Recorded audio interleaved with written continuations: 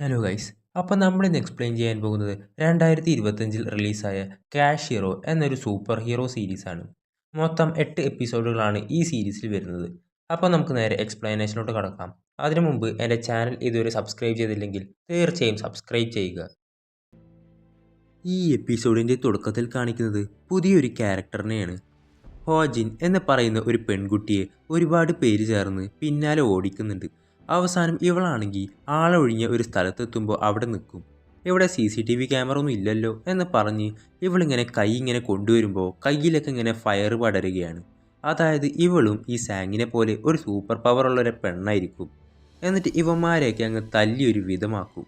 ആ ടൈമിൽ കാറിൽ അങ്ങോട്ട് വരുന്നതായിരിക്കും നമ്മുടെ വില്ലത്തി. അവളുടെ പേര് അന്ന എന്നായിരിക്കും. അവളുടെ പിന്നാലെ തോക്കും പിടിച്ച് ഒരുപാട് സെക്യൂരിറ്റീസും വരുന്നുണ്ട്. അന്ന അപ്പോൾ പറഞ്ഞ കാര്യം എന്തായി? അല്ല, നിൻ്റെ ഫ്രണ്ട്സ് എവിടെ? നിങ്ങൾക്കൊക്കെ വലിയ എന്തോ ഒരു സംഭവമാണെന്നുള്ളൊരു വിചാരമുണ്ട്. ഈ സൂപ്പർ പവർ ഒന്നുമല്ല. പവർ അതാണ് വേണ്ടത്. അത് ഇല്ലാത്തടത്തോളം നിങ്ങളൊന്നും ഒന്നുമല്ല എന്ന് പറഞ്ഞ് അന്നയാണെങ്കിൽ പുച്ഛിക്കുമ്പോൾ ഹോജിൻ, നിന്നെ ഞാനിന്ന് തീർക്കും എന്ന് പറഞ്ഞ് ആ തീയുള്ള കയ്യുമായി അവളുടെ നേർക്ക് ചെല്ലും. ആ സമയം അന്നയാണെങ്കിൽ ഇന്നത്തെ കാലാവസ്ഥ നീ ചെക്ക് ചെയ്തില്ലേ എന്ന് ചോദിക്കുന്നതും അവിടെ പെട്ടെന്ന് മഴ പെയ്യുകയാണ്. ശരിക്കും അത് മഴ പെയ്യുന്നതല്ല, ഇവളുടെ ആൾക്കാർ തന്നെ പൈപ്പ് ഉപയോഗിച്ച് അവിടെ പെയ്യിപ്പിക്കുന്നതാണ്. അതുകൊണ്ട് തന്നെ ഇവൾക്ക് ആ സൂപ്പർ പവർ യൂസ് ചെയ്യാൻ പറ്റുന്നില്ല. കണ്ടോ, ഞാൻ പറഞ്ഞില്ലേ, പവർ അതാണ് വേണ്ടത് എന്ന് തന്നെ പറയുന്നതും ആ ടൈമിൽ അങ്ങോട്ട് വരുന്ന ഇവളുടെ ആൾക്കാരാണെങ്കിൽ ഇവളെ മേത്തേക്ക് സ്മോക്ക് അടിച്ച് ബോധം കെടുത്തുന്നു. എന്നിട്ട് അവളെ അവിടെ നിന്ന് കൊണ്ടുപോകുന്നു. അപ്പോൾ അവിടെ സാങ്ങിൻ്റെ ഒരു വോയിസ് പ്ലേ ആവുന്നുണ്ട്. അതായത്, ഞങ്ങൾക്ക് ഈ സൂപ്പർ പവർ ഉണ്ടെന്ന് പറഞ്ഞല്ലോ, ഈ സൂപ്പർ പവറിന് മുന്നിലുള്ള സൂപ്പർ മാത്രമേ ഉള്ളൂ, അല്ലാതെ യഥാർത്ഥത്തിൽ ഞങ്ങൾക്ക് ഇവരെ പോലെ ഒരു പവറും ഇല്ല എന്ന് പറഞ്ഞുകൊണ്ടാണ് എപ്പിസോഡ് തുടങ്ങുന്നത്. ശേഷം വേറെയും 2 പുതിയ ക്യാരക്ടേഴ്സിനെ കാണിക്കുന്നു. യൂമി എന്ന് പറയുന്ന പെൺകുട്ടിയെയും ഹോയിൻ എന്ന് പറയുന്ന ഒരു ക്യാരക്ടറിനെയുമാണ് കാണിക്കുന്നത്. യോമി എന്ന് പറയുന്ന പെൺകുട്ടി നേരത്തെ കാണിച്ച ഹോജിനെ കാണാനില്ല എന്ന് പറഞ്ഞ് ഒരു നോട്ടീസ് ഒട്ടിക്കുന്നുണ്ട്. അതിനുശേഷം ഈ ഹോയിനോട് പറയുന്നുണ്ട്, ഒരാഴ്ചയായി ഹോജിനെ കാണാതായിട്ട് എവിടെയായിരിക്കും എന്നൊക്കെ ആലോചിച്ച് ടെൻഷൻ അടിച്ചിരിക്കുന്ന ടൈമിലാണ് അന്ന് സാങ് ആ ബസ്സൊക്കെ തടഞ്ഞു നിർത്തി രക്ഷിച്ച ആ ഒരു വീഡിയോ വൈറലാവുന്നത്. അതവൻ കാണും. ഈ വീഡിയോ കാണുന്ന ഹോയിനാണെങ്കിൽ പെട്ടെന്ന് അവൻ്റെ കയ്യിൽ നിന്നും ചില്ലറ പൈസ അല്ലേ വീഴുന്നത് എന്ന് യോമിയോട് ചോദിക്കുമ്പോൾ, ആ അതേലോ എന്ന് പറയുന്ന അവളോട്, ഇത് ഞാൻ എവിടെയോ കണ്ടിട്ടുണ്ടല്ലോ, എനിക്ക് മനസ്സിലായി, ഇത് അവൻ തന്നെയാണ്, നമുക്കിപ്പോൾ തന്നെ അവനെ കണ്ടുപിടിക്കണം, അവനോട് സംസാരിക്കണം എന്നൊക്കെ പറയുമ്പോൾ യോമിയാണെങ്കിൽ വല്ലതും നടക്കുമോ എന്നാണ് ചോദിക്കുന്നത്. തീർച്ചയായിട്ടും ഇവനെ ഈ ഒരു ഫൈറ്റ് സ്റ്റോപ്പ് ചെയ്യാൻ പറ്റുള്ളൂ. അങ്ങനെ ഹോയിൻ യോമിയും കൂട്ടി അവിടെ നിന്ന് പോകുന്നു. ശേഷം സാങ് ജയിലിലായിരിക്കും ഉള്ളത്. എന്തിനാണോ എന്തോ, ഇവൻ രക്ഷിക്കുകയല്ലേ ചെയ്തത്, പക്ഷേ ഇവനെ ജയിലിലാണ് ഇട്ടേക്കുന്നത്. ആ ടൈമിൽ കൂടെയുള്ള കുറ്റവാളികളാണെങ്കിൽ, അല്ല മോനെ, നീ എന്തായി ചെയ്ത്, നിനക്കെന്തോ പവർ ഉണ്ടെന്നൊക്കെ പറയുന്നത് കേട്ട് എന്ന് ചോദിക്കുമ്പോൾ ഇവനാണെങ്കിൽ, അയ്യോ എന്നെ എങ്ങനെയെങ്കിലും ആരെങ്കിലും രക്ഷിക്കണേ എന്നൊക്കെ പറഞ്ഞ് വലിയ കാര്യമായിട്ടിരുന്ന് പ്രാർത്ഥിക്കുന്നുണ്ട്. ആ സമയത്താണ് അച്ഛൻ നേരത്തെ ഒരു ലോണുകാരിയുടെ നമ്പർ കൊടുത്തിരുന്നല്ലോ, എന്തേലും ആവശ്യമുണ്ടെങ്കിൽ വിളിക്കണമെന്ന് പറഞ്ഞ് ഇവനാണെങ്കിൽ ഒരു നിവർത്തിയില്ലാത്തതുകൊണ്ട് തന്നെ ആ നമ്പറിലേക്ക് വിളിക്കുന്നു. ഞാൻ ഡൂങ്കിലിൻ്റെ മകനാണ്, എന്തെങ്കിലും അത്യാവശ്യമുണ്ടെങ്കിൽ നിങ്ങളെ വിളിക്കണമെന്ന് പറഞ്ഞിരുന്നു എന്ന് പറയുമ്പോൾ ഈ ഫോൺ എടുക്കുന്ന ആ ഒരു ലേഡിയാണെങ്കിൽ, ഓ ഡോങ്കിലിൻ്റെ മകനാണല്ലേ എന്ന് പറഞ്ഞ് ഒരു ഫയലൊക്കെ എടുത്തു നോക്കും. ശേഷം ജയിലിൽ നിന്ന് റിലീസാകുന്ന സാങ് ഇത്രയേ ഉള്ളൂ കാര്യം എന്നൊക്കെ ചിന്തിച്ച് ഈ ലേഡിയുടെ കൂടെ തന്നെയാണ് തിരിച്ചു പോകുന്നത്. ഇവനാണെങ്കിൽ ആകെ വണ്ടർ അടിച്ചിരിക്കുമ്പോൾ, നിൻ്റെ കയ്യിലെ പൈസയൊക്കെ കഴിഞ്ഞിട്ടുണ്ടായിരിക്കും, അതായിരിക്കും അല്ലേ എന്നെ വിളിച്ചത് എന്ന് ചോദിക്കുമ്പോൾ, ആ അതെ അതെ എന്ന് പറയുന്ന സാങ്ങിനോട്, നിൻ്റെ അച്ഛനെ എനിക്ക് നന്നായി തന്നെ അറിയാം, ഞാനും ആളും തമ്മിൽ എങ്ങനെയാ പരിചയം എന്ന് നിനക്ക് അറിയണ്ടേ എന്ന് ചോദിക്കുമ്പോൾ, എന്തിന് ഞാനതൊക്കെ അറിയുന്നത് എന്നൊക്കെ സാങ് മനസ്സിൽ വിചാരിക്കുന്നത്. ആ നിൻ്റെ അച്ഛൻ എനിക്ക് ഒരുപാട് പൈസ തരാനുണ്ടെന്ന് പറഞ്ഞ് തരാനുള്ള പൈസയുടെ കണക്ക് കേൾക്കുമ്പോൾ സാങ് ആണെങ്കിൽ, അടിപൊളി, എന്നാൽ ശരി ഞാനിവിടെ ഇറങ്ങുകയാണ് എന്നൊക്കെ പറയുമ്പോൾ, നീ ഇതെങ്ങോട്ടാ? ഞാൻ വീട്ടിൽ പോയി അച്ഛനോട് ഇതിനെപ്പറ്റി സംസാരിക്കാം എന്ന് പറയുമ്പോഴേക്കും ഫ്രണ്ടിലിരിക്കുന്ന ഈ ലേഡിയുടെ സ്റ്റാഫാണെങ്കിൽ ഇവനെ ഷൂട്ട് ചെയ്ത് സെഡേഷൻ കൊടുത്ത് ബോധം കെടുത്തുന്നു. ശേഷം അന്ന അവളുടെ ലാബിലേക്ക് എത്തും. ഹൈ സെക്യൂരിറ്റീസൊക്കെയുള്ള ലാബായിരിക്കും. ഇവളുടെ ഫിംഗർ പ്രിൻറ്റും അതുപോലെ കണ്ണൊക്കെയാണ് സ്കാനറായിട്ട് യൂസ് ചെയ്തിട്ടുള്ളത്. അവിടെ ഒരുപാട് ഇറച്ചിയൊക്കെ കിടക്കുന്നുണ്ട്. അതായത് ജീവനോടെ മനുഷ്യന്മാരാണ് ഇവൾ ട്രയലായിട്ട് യൂസ് ചെയ്യുന്നത്. എന്തായാലും നേരത്തെ കാണിച്ച ഹോജിനിൽ ഇവർ ഒരുപാട് പരീക്ഷണങ്ങളൊക്കെ നടത്തുന്നുണ്ട്. അവളുടെ ബ്ലഡൊക്കെ ഇവർ എടുക്കും. ഇവൾ മരിച്ചോ എന്ന് ചോദിക്കുമ്പോൾ ഡോക്ടറാണെങ്കിൽ ഇല്ല എന്നാണ് അന്നയോട് പറയുന്നത്. അന്നയാണെങ്കിലോ ഈ ബ്ലഡ് ഞാൻ യൂസ് ചെയ്യണമെങ്കിൽ എന്താ സംഭവിക്കുക എന്ന് ചോദിക്കുമ്പോൾ അല്ല അതങ്ങനെ പറ്റത്തില്ല, ട്രയൽ നോക്കണ്ടേ എന്ന് പറയുമ്പോഴേക്കും ഇവൾ ഈ ഡോക്ടറിൻ്റെ ചെവിക്കല് നോക്കി മൂന്നാലെണ്ണം കൊടുക്കും. ഇവളോട് എതിർത്ത് സംസാരിച്ച ഇവൾ ഇങ്ങനെയൊക്കെയാണ് കാട്ടിക്കൂട്ടാറ്. എന്താ ചെയ്യേണ്ടതെന്ന് എനിക്കറിയാം എന്ന് പറഞ്ഞ് ഇവൾ തിരിച്ചു പോകുമ്പോൾ അവളുടെ സെക്രട്ടറിയോട് സാങ്ങിനെ പറ്റിയാണ് ചോദിക്കുന്നത്. അതായത് അവൻ്റെ എല്ലാ ഡീറ്റെയിൽസും ഇവൾക്കറിയാം. അവൻ്റെ കാര്യം എന്തായി, അവൻ്റെ കയ്യിൽ ഒരു പൈസ പോലും ഉണ്ടാകരുത്, അപ്പോൾ അതിനുള്ള കാര്യങ്ങൾ ഞാൻ നോക്കിക്കോളാം എന്ന് സെക്രട്ടറി പറയും. അന്ന അല്ല ഈ ബ്ലഡ് സാമ്പിൾസ് ആരെങ്കിലും മേൽ ട്രയൽ ചെയ്യണ്ടേ എന്ന് പറഞ്ഞ് നോക്കുന്നത് ഇവളുടെ തന്നെ ഒരു സെക്യൂരിറ്റി ആയിരിക്കും. ഇയാളുടെ പേര് കീ എന്നാണ്. അപ്പോൾ ഇവളാണെങ്കിൽ തനിക്ക് എന്നെ ഹെൽപ്പ് ചെയ്യാൻ പറ്റത്തില്ലേ എന്നാണ് അവിടെ ചോദിക്കുന്നത്. ശേഷം ഈ ലോണുകാരി സാങ്ങിനെ നേരെ കൊണ്ടുപോകുന്നത് ഒരു ഒഴിഞ്ഞ ബിൽഡിങ്ങിലേക്കായിരിക്കും. പിന്നീട് ബോധം വരുന്ന സാങ്ങിന് പൈസയുടെ ഒരു കെട്ടെറിഞ്ഞു കൊടുക്കും. അതിനുശേഷം അവരുടെ തന്നെ കുറേ ആളുകൾ സാങ്ങിനെ അറ്റാക്ക് ചെയ്യാൻ ശ്രമിക്കുകയാണ്. ഇവൻ്റെ പവർ ചെക്ക് ചെയ്യാനാണ് അവരിങ്ങനെ ചെയ്യുന്നത്. അവൻ പൈസ എടുക്കുന്നതും പെട്ടെന്ന് എല്ലാവരും തല്ലി ചതക്കാൻ തുടങ്ങും. കുറേ തല്ല് ആദ്യമൊന്ന് വാങ്ങിച്ചു കൂട്ടുന്നുണ്ട്. എന്നിട്ട് ആ ക്യാഷ് കയ്യിലെടുക്കുമ്പോൾ പെട്ടെന്ന് കുറേ ചില്ലറ പൈസ വരാനും അടികൊണ്ട് ഒടിഞ്ഞ കൈ ശരിയാവുകയും മുറിവൊക്കെ ഹീലാവാനും തുടങ്ങും. എന്നിട്ട് ഒരുത്തനെ അടിച്ച് തെറിപ്പിക്കും അവൻ. ഇതൊക്കെ കണ്ട് അവന് പോലും വിശ്വസിക്കാൻ പറ്റുന്നുണ്ടാവില്ല. സാങ് ചിന്തിക്കുന്നത് എനിക്ക് രണ്ട് കാര്യങ്ങളാണ് മനസ്സിലായത്. അതായത് ഒന്നാമത്തേത് എനിക്ക് നന്നായിട്ട് വേദനിക്കുന്നേ ഉള്ളൂ, അല്ലാതെ ഇത് മാറാതിരിക്കുന്നുമില്ല. രണ്ടാമത്തെ കാര്യം എന്ന് പറഞ്ഞാൽ ഈ ഫൈറ്റ് ചെയ്യുന്നതിനിടയിൽ പൈസ എങ്ങാനും കഴിഞ്ഞു പോവുകയാണെങ്കിൽ എൻ്റെ കാര്യത്തിൽ തീരുമാനമായി, ഞാൻ ഇനിയും ശ്രദ്ധിക്കേണ്ടിയിരിക്കുന്നു എന്നൊക്കെയാണ് അവൻ വിചാരിക്കുന്നത്. എന്തായാലും ഈ ലേഡിയാണെങ്കിൽ നിൻ്റെ അച്ഛൻ എന്ത് പറയുന്നു, സുഖമല്ലേ എന്നൊക്കെ ചോദിക്കുമ്പോൾ ആൾ അമ്മയായിട്ട് പാരീസിലേക്ക് ട്രിപ്പ് പോയിരിക്കുകയാണ് എന്ന് സാങ് പറയും. ഇത് കേൾക്കുമ്പോൾ ഈ ലേഡിക്ക് ദേഷ്യം വരും. അന്നേ ഞാൻ അയാളോട് പറഞ്ഞതാ എന്നെ കല്യാണം കഴിച്ചാൽ മതിയെന്ന്, അങ്ങനെയാണെങ്കിൽ ഒരു പ്രശ്നവും ഉണ്ടാവില്ലായിരുന്നു. അല്ല അപ്പോൾ എന്താ നിൻ്റെ അച്ഛൻ്റെ ആ കടം എന്ത് ചെയ്യാനാണ് ഉദ്ദേശിക്കുന്നത് എന്ന് ചോദിക്കുമ്പോൾ ബെസ്റ്റ്, ഒന്നാമതായിട്ട് എനിക്ക് പാരമ്പര്യ സ്വത്ത് എന്നുള്ള രീതിയിൽ കിട്ടിയത് ഒന്ന് ഈ നശിച്ച സൂപ്പർ പവറും ഇപ്പോൾ ഈ കടബാധ്യതയുമാണ്. ഞാൻ ശരിക്കും പെട്ടുപോയി എന്നൊക്കെ മനസ്സിൽ വിചാരിക്കുന്നുണ്ട്. എനിക്ക് പൈസയൊന്നും തിരിച്ചു തരാൻ കഴിയില്ല എന്നാണ് അവൻ പറയുന്നത്. അപ്പോൾ ലേഡി ശരി, അങ്ങനെയാണെങ്കിൽ ഞാനൊരു ഐഡിയ പറഞ്ഞുതരാം. നീ ഒരു കാര്യം ചെയ്യ്, എനിക്കൊരു മകളുണ്ട്, നീ അവളെ അങ്ങ് കല്യാണം കഴിച്ചേക്ക്, അങ്ങനെയാണ് ഈ പൈസ ഒന്നും തിരിച്ചു തരണ്ട എന്ന് പറയുമ്പോൾ ഇവൻ ശരിക്കും ഷോക്കാവും. ആ സമയം ഇവൻ്റെ ഫോണിലെ ആ വാൾപേപ്പർ കാണും.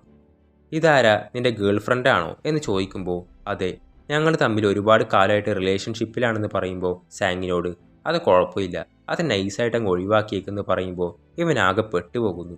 ഈ ലേഡിയാണെങ്കിൽ അതെ, ഇനി നിനക്ക് ഈ പവർ വെച്ചിട്ട് പിടിച്ചു നിൽക്കാൻ പറ്റുമെന്ന് തോന്നുന്നുണ്ടോ, ഇനി വരാൻ പോകുന്നത് നിനക്ക് പിടിച്ചു നിൽക്കാൻ പോലും കഴിയാത്ത ആളുകളായിരിക്കും എന്ന് പറയുമ്പോൾ ആര് വരാൻ, ആരെ പറ്റിയാണ് നിങ്ങൾ ഈ പറയുന്നത്, അവർക്ക് എൻ്റെ ഈ പവറിനെ പറ്റി എങ്ങനെ അറിയാം എന്നാണ് സാങ് ചോദിക്കുന്നത്.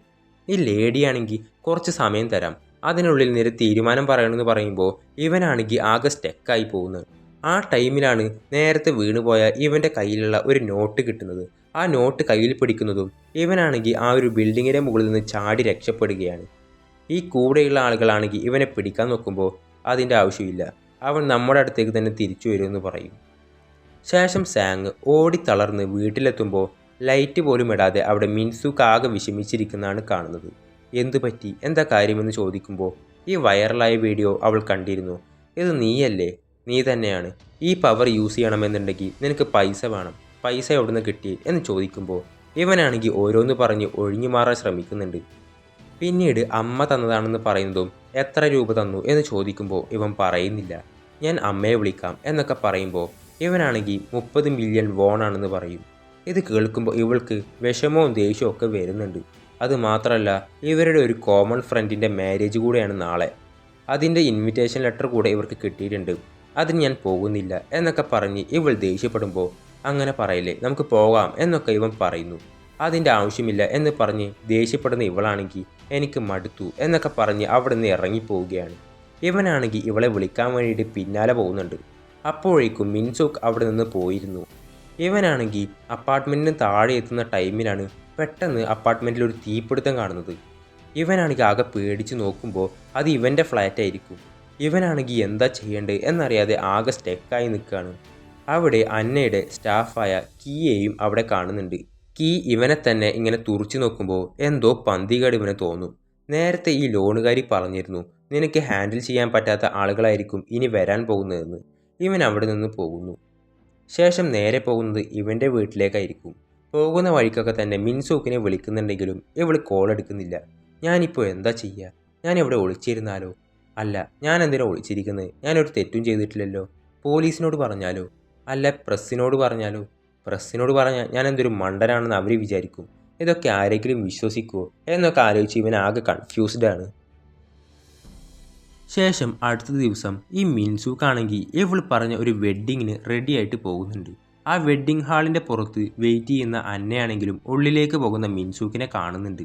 തൻ്റെ ഗേൾ ഫ്രണ്ടിന് വേണ്ടിയിട്ട് സാങ് ഇവിടേക്ക് വരാതിരിക്കില്ല, എന്തായാലും അവനെ എനിക്ക് ജീവനോടുകൂടി തന്നെ വേണമെന്നാണ് അവിടെ പറയുന്നത്. അങ്ങനെ ഈ വെഡ്ഡിങ് ഹാളിലേക്ക് കയറി കുറച്ച് കഴിയുമ്പോൾ അവിടെ ഒരു ബ്ലാസ്റ്റ് സംഭവിക്കുകയാണ്. മൊത്തം തീ പടരും. മിൻസൂക്കാണെങ്കിലും ആകെ പേടിച്ചിട്ട് ഷോക്കായി നിൽക്കുകയാണ്. സാങ് ആണെങ്കിൽ ഉറക്കം കഴിഞ്ഞ് എണീക്കുമ്പോൾ അച്ഛൻ ഇവന് വേണ്ടി എഴുതിയ ഒരു ലെറ്റർ അവിടെ കാണുന്നുണ്ട്. അതുമാത്രമല്ല, ഇവനാണെങ്കിൽ ഫോൺ എടുത്ത് നോക്കുമ്പോൾ ഈ തീപിടുത്തത്തിൻ്റെ ന്യൂസാണ് കാണുന്നത്. മിൻസൂക്കാണെങ്കിൽ ഇതേ ഹോട്ടലിലേക്കാണ് പോയിരിക്കുന്നത് എന്നിവൻ അറിയാം. അതുകൊണ്ട് തന്നെ ഇവൻ അപ്പോൾ അവിടെ നിന്ന് തന്നെ ഓടും. പോകുന്ന വഴിക്ക് മിൻസൂക്കിനെ വിളിക്കുന്നുണ്ട്, പക്ഷേ ഇവൾ ഫോൺ എടുക്കുന്നില്ല. ഇവളെ രക്ഷിക്കാൻ പോകണം എന്നുണ്ടെങ്കിൽ കയ്യിൽ ഒരുപാട് പൈസ വേണം. ഇവൻ്റെ കയ്യിലാണെങ്കിൽ ചില്ലി പൈസ ഇല്ല. അതുകൊണ്ട് എന്ത് ചെയ്യണമെന്ന് ആലോചിക്കുന്ന ഇവനാണെങ്കിൽ നേരെ ബാങ്കിൽ പോയിട്ട് ഇവൻ്റെ അക്കൗണ്ടിൽ കുറച്ച് പൈസ ഡെപ്പോസിറ്റ് ഉണ്ട്, അത് മൊത്തത്തിൽ അങ്ങ് പിൻവലിക്കുകയാണ്. ആ ടൈമിൽ ഇവൻ നേരത്തെ ഇവൻ്റെ അച്ഛൻ എഴുതിയ ലെറ്റർ ഉണ്ടല്ലോ, അത് വായിച്ചിരുന്നു. അതിലെഴുതിയിട്ടുണ്ടായിരിക്കുക, ഈ വീഡിയോ അച്ഛനും കണ്ടു, എനിക്ക് ഒറ്റ നോട്ടത്തിൽ തന്നെ അത് നീയാണെന്ന് മനസ്സിലായി. നീ ചെയ്തത് എന്തായാലും ഒരു നല്ല കാര്യം തന്നെയാണ്. നിന്നെയും അതുപോലെ അമ്മയെയും ഒന്നും എനിക്ക് ശരിക്കും നോക്കാൻ പറ്റിയിട്ടില്ല. എപ്പോഴും തിരക്കിലായിരുന്നു. ഓരോ പ്രാവശ്യവും ഓരോ എമർജൻസി കേസ് വരും. ഇപ്പോൾ ഒരു ആക്സിഡൻ്റ് ആയിക്കോട്ടെ, തീപിടുത്തം ആയിക്കോട്ടെ, അല്ലെങ്കിൽ ഇതുപോലെ എന്തൊരു കേസാണെങ്കിലും ആ ടൈമിൽ നിനക്കും നിൻ്റെ അമ്മയ്ക്കുമാണെങ്കിലോ ഇത് വന്നിരിക്കുക എന്നാണ് ഞാൻ ആലോചിക്കുക. അതുകൊണ്ട് നമുക്ക് ഇഷ്ടപ്പെട്ടവർക്കാകുമ്പോൾ നമ്മൾ തീർച്ചയായിട്ടും അവരെ രക്ഷിക്കാൻ നോക്കുമല്ലോ. ഓരോരുത്തരും ഓരോ അപകടത്തിൽ പെടുമ്പോൾ ഞാൻ അങ്ങനെയാണ് ചിന്തിച്ചിട്ടുള്ളത്. നിനക്ക് വേണ്ടി അവരിപ്പോൾ വെയിറ്റ് ചെയ്യുകയാണ്, നീ തീർച്ചയായിട്ടും പോകണം എന്നൊക്കെയായിരിക്കും ആ ലെറ്ററിൽ എഴുതിയിട്ടുണ്ടാവുക. ഇതേ സമയം തന്നെ മിൻസൂക്ക് ഓരോ ഭാഗങ്ങളിങ്ങനെ അടർന്നു വീഴുമ്പോൾ മാറിപ്പോകുന്നുണ്ട്. കുറേ പേര് ഈ ബിൽഡിങ്ങിൻ്റെ കഷ്ണങ്ങളൊക്കെ വന്ന് മേത്ത് വീണ് മരിക്കുന്നു.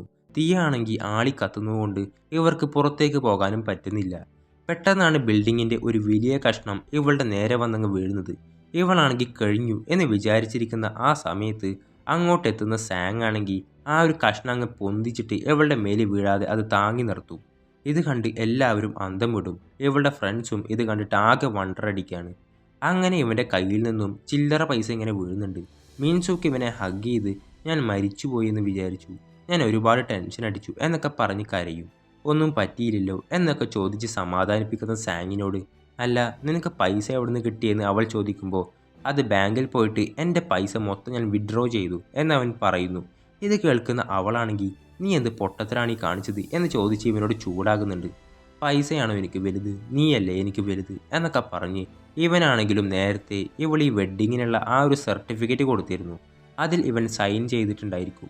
അതെ, കല്യാണത്തിന് എനിക്ക് സമ്മതമാണ്, ഞാൻ ഓക്കെ ആണെന്ന് പറയുമ്പോൾ ഇത് കേൾക്കുന്ന അവൾക്കും സന്തോഷമാവും. പെട്ടെന്നാണ് ഇവരുടെ അടുത്തേക്ക് ആ കീ വരുന്നത്. കീയുടെ 2 കയ്യിലുമായിട്ട് നന്നായിട്ട് ഫയറായിരിക്കും. അതായത് ഹോജിൻ്റെ ബ്ലഡ് ട്രയൽ ചെയ്തേക്കുന്നത് ഇവൻ്റെ ബോഡിയിലാണ്. അതുകൊണ്ട് തന്നെ ഹോജിൻ്റെ ആ ഒരു സൂപ്പർ പവർ ഇപ്പോൾ കീ എന്ന് പറയുന്ന ആ സ്റ്റാഫിനും ഉണ്ടായിരിക്കും. കീ ആണെങ്കിൽ ഇവരുടെ അടുത്തേക്ക് വരുമ്പോൾ ഇതാരാ എന്ന് ചോദിക്കുന്ന മിൻസൂക്കിനോട് എനിക്കറിയില്ല, പക്ഷേ എനിക്കങ്ങനെ പെട്ടെന്ന് ഹാൻഡിൽ ചെയ്യാൻ കഴിയാത്ത ഒരാളാണെന്ന് പറയുന്നതും അതിനുശേഷം ഇവർ തമ്മിലുള്ള ഫൈറ്റാണ് കാണിക്കുന്നത്. സാങ്ങിന് അവനെ അടിക്കാൻ പറ്റുന്നില്ല. അതുകൊണ്ട് തന്നെ ഇവൻ നല്ല ഫോഴ്സ് ഉപയോഗിക്കുന്നുണ്ട്. ഇവൻ്റെ പൈസ അങ്ങനെ കുറേ വേസ്റ്റ് ആകുന്നുമുണ്ട്. ആ ഫൈറ്റിൽ ഈ കീയുടെ ഇടിയും കൊണ്ടിട്ട് ഇവൻ നിലത്ത് വീഴും. ഇവൻ്റെ കയ്യിലെ പൈസ തീർന്നു പോകുന്നു. കീ ആണെങ്കിൽ സാങ്ങിൻ്റെ അടുത്തേക്ക് പോകുമ്പോൾ സാങ്ങിനെ കൊല്ലാനാകും എന്നൊക്കെ വിചാരിച്ച് ഇവളാണെങ്കിൽ കയ്യിൽ കിട്ടുന്നൊക്കെ എടുത്ത് ഇവനങ്ങ് എറിയുന്നുണ്ട്. അപ്പോൾ കീ ദേഷ്യത്തിൽ ഇവളെ കൊല്ലാൻ വേണ്ടി പോകും. ആ നേരത്ത് ഒരു വലിയ ബിൽഡിങ്ങിൻ്റെ കഷ്ണം നേരെ വന്നിട്ട് കീയെ അടിച്ചു തെറിപ്പിക്കും. ഇതെങ്ങനെ നിനക്ക് കഴിഞ്ഞ്, നിനക്ക് പൈസ എവിടെ നിന്ന് കിട്ടിയെന്ന് ചോദിക്കുമ്പോൾ ഇത് വെഡ്ഡിങ് ഹാളാണല്ലോ. അപ്പോൾ ഈ വെഡ്ഡിങ്ങിന് സമ്മാനമായിട്ട് കുറേ പേര് പൈസ കൊടുത്ത് ഒരു ബോക്സ് ഉണ്ടാവുമല്ലോ, അതവന് കിട്ടിയിട്ടുണ്ടായിരിക്കും. അതിൽ നിന്ന് പൈസ എടുത്തിട്ടാണ് അവൻ ഈ പരിപാടി ചെയ്തത്. എന്തായാലും രക്ഷപ്പെട്ടു എന്നൊക്കെ പറയുന്ന സാങ് ആണെങ്കിൽ അവിടെ ബോധം കെട്ടു വീഴുന്നു. ആ നേരത്താണ് ഈ ചുമരൊക്കെ തുളച്ചിട്ട് 2 പേര് അങ്ങോട്ട് വരുന്നതായി മിൻസൂക്ക് കാണുന്നത്. നേരത്തെ കാണിച്ച ഹോയിനും യോമിയുമായിരിക്കും അത്. ഇത് കാണുന്ന അവൾ ഇവരൊക്കെ ആരാ, ഇവരൊക്കെ എന്താ ഇങ്ങനെ വരുന്നത് എന്നൊക്കെ വിചാരിക്കും. സാങ്ങിനോട്, ഹോയിൻ നീ ഈ ഡോങ്കലിൻ്റെ മകനാണല്ലേ, ഇവർക്കും എൻ്റെ അച്ഛനെ അറിയോ, ഇവർക്ക് എൻ്റെ പവറിനെ പറ്റി അറിയോ എന്നൊക്കെ സാങ് ചോദിക്കും. ആ സമയം ഹോയിൻ ഒരു കെട്ട് പൈസ എടുത്ത് ഇവൻ്റെ കയ്യിലങ്ങ് വെച്ചു കൊടുക്കും.